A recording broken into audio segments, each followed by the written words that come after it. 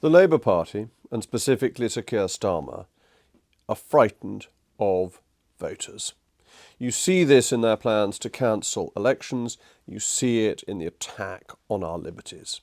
I've already discussed the attack on our liberties, but it all ties in. It's all of a piece as Labour now threatens to cancel more elections. Last year, May 2025, 5.7 million people lost the right to vote.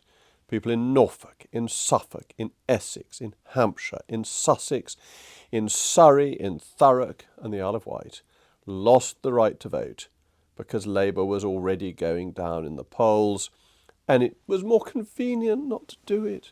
For the bureaucracy, for the administration, it would have disturbed their precious plans. So voters were told, you don't need to vote this year. Don't worry your little heads about elections. We'll take care of it for you. We'll put in a temporary administration.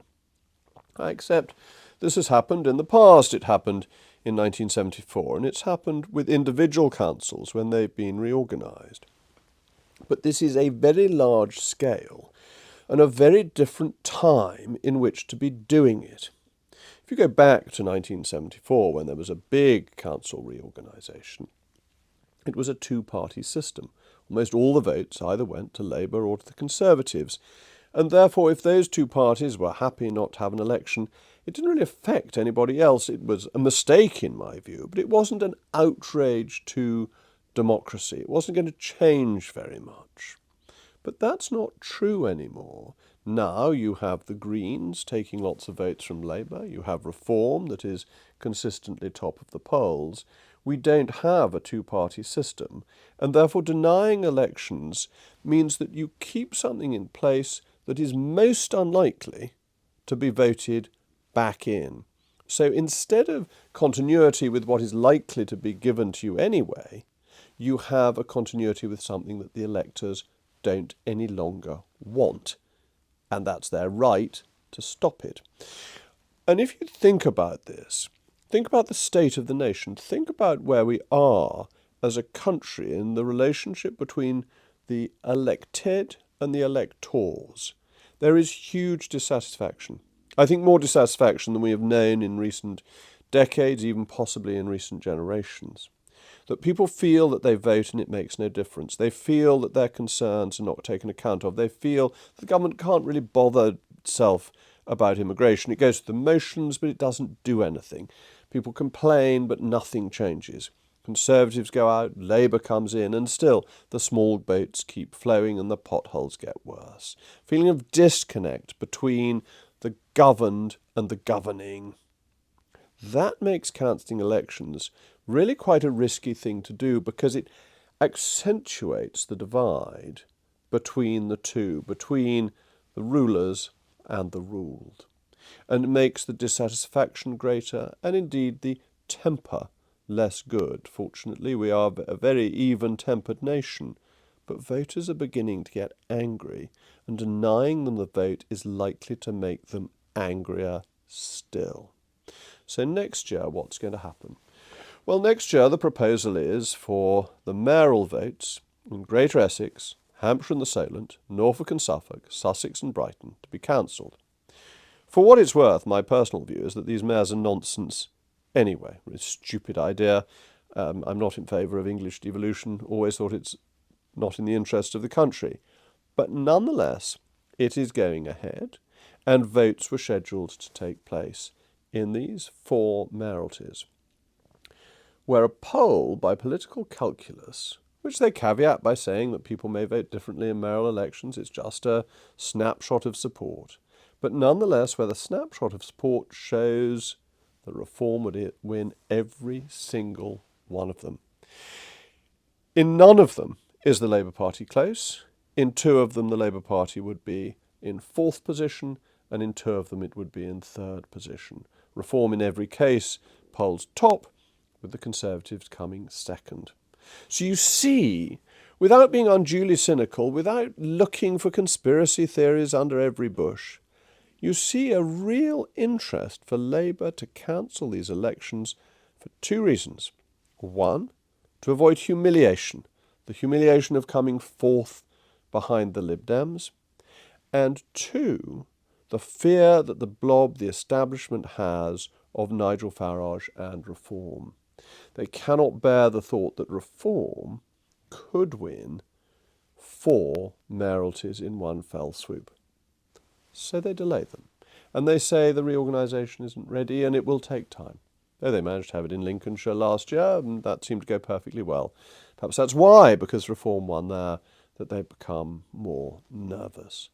But not only are they delaying the elections, they are also changing the voting system. There is a bill before Parliament at the moment that will change from first past the post to a proportional system. Now you will remember that in 2011 there was a referendum, one of our first referendums, on the question of whether we should change from first past the post to the alternative vote. It was overwhelmingly rejected. The British people wanted to stick with first past the post. And therefore the Conservatives, as the servants of the people, properly in a democratic nation, reintroduced first past the post for mayoral elections in England. It's a devolved matter in Scotland and Wales. That's how the elections would take place next year in 2026. But if this bill gets through Parliament, then the vote would take place on a different basis, which would mean somebody else would win. So not only are they trying to stop Reform winning next year, they're trying to stop them winning the year after by changing the voting system. And that is a bigger problem than a technical delay in votes that would be held under the same system, because it's a fiddle, it's a fraud, it's a cheat, and it's a cheat on voters. As it happens, the likely beneficiary would be the Conservatives, that the Conservatives are in second place in one of them, in Hampshire and the Solent. They're pretty much within the margin of error of Reform anyway. It'd be quite a tough competition between them. But even then, even though I want the Tories to do well, I always want the Tories to do well fairly and properly. So you see what is going on. Labour, Keir Starmer, is frightened of voters and terrified of Reform. They are frightened that when their backbenchers add up the results in the constituencies, they will see in the local areas that they divide then up into their own constituencies, they will see they're losing their seats. That makes parliamentary discipline harder. It makes it more likely that Starmer would face a challenge from his backbenchers. Why? Because if they think they're going to lose their seats, they have no reason to keep him. They also worry that Reform, by getting 4 mayoralties, would make such a breakthrough that its position would be strengthened, and the whole establishment, the whole blob, is terrified of that happening. So when you hear that this is a moderate tidying up exercise, that it's just administrative, oh no, it isn't. It's very well thought through. It is a clever plan. It is a fear of Nigel Farage and Reform. Labour would rather the Conservatives won than Reform. That's why they want to push ahead with this change in the system. I'd rather the Conservatives won than Reform, but fairly. It's about protecting Labour from challenge, protecting Labour from humiliation, and preventing the challenge to their beloved blob, to the quangocracy that governs us, that could be coming from Nigel and his friends. It is the most anti-democratic thing that Labour has done in its period in office. It's more undemocratic than almost anything Tony Blair did in his period of office, but it is a fiddle on voters. It is anti-you, the elector, and it's done for shameful reasons. It really shouldn't be allowed, and I hope the Conservatives and Reform will vigorously oppose it, and that Labour will back down from this really tawdry undermining of our democracy. Thank you as always for listening.